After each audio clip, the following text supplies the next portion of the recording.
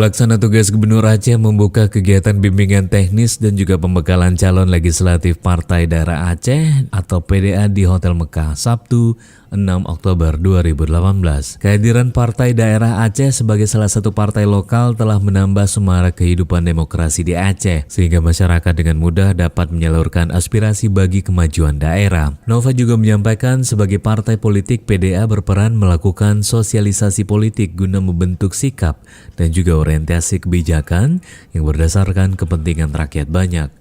Selain itu, juga menjadi wahana untuk berpartisipasi dan juga pembangunan daerah melalui proses pembuatan kebijakan umum dan juga menjembatani komunikasi antara pemerintah dan juga masyarakat serta sebaliknya. Bimbingan teknis kepada calon legislatif lanjut Nova sangat penting. Pada kesempatan tersebut, Nova juga mengajak Partai Daerah Aceh sebagai salah satu partai lokal untuk bersama-sama membantu pemerintah Aceh dalam membangun dan juga mensejahterakan masyarakat Aceh.